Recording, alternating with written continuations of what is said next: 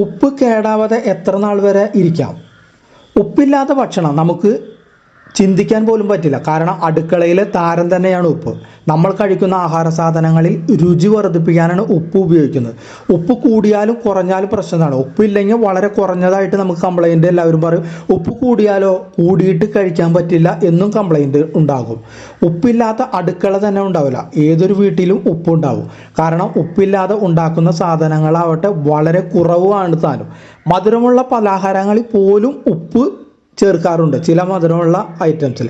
എന്നാൽ നമ്മൾ ഉപയോഗിക്കുന്ന മറ്റു വസ്തുക്കൾ പോലെ ഉപ്പിന് എക്സ്പയറി ഡേറ്റ് ഉണ്ടോ? എത്ര നാൾ വരെ ഉപ്പ് കേടാകാതെ ഇരിക്കും? മറ്റു ഭക്ഷണ പദാർത്ഥങ്ങളൊക്കെ കേടുവരുന്നത് പോലെ ഉപ്പ് കേടുവരുമോ? ഇതിനെക്കുറിച്ച് നമ്മൾ ഇതുവരെ കേട്ടിട്ടില്ല. അതിനാൽ തന്നെ ഉപ്പ് കേടുവരുമോ എന്ന കാര്യത്തിൽ നമുക്ക് സംശയവുമാണ് താനും. എന്നാൽ ഉപ്പിൽ അടങ്ങിയിരിക്കുന്നത് സോഡിയം ക്ലോറൈഡാണ്. അതുകൊണ്ട് തന്നെ എത്ര കാലം കഴിഞ്ഞാലും ഇതിലെ രാസഘടനയ്ക്ക് മാറ്റം വരില്ല. അതുകൊണ്ട് ഉപ്പ് കേടുവരികയും ഇല്ല.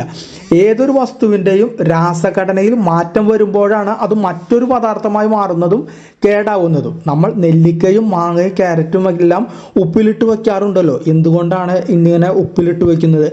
ഈ പദാർത്ഥങ്ങളെല്ലാം ബാക്ടീരിയയുടെയും ഫംഗസിൻ്റെയും വളർച്ച തടയുന്നതിന് വേണ്ടിയാണ് ഉപ്പിൽ ഇട്ട് വയ്ക്കുന്നത്. ഇത്രയും ഗുണമുള്ള ഉപ്പ് ഒരിക്കലും കേടുവരികയില്ല.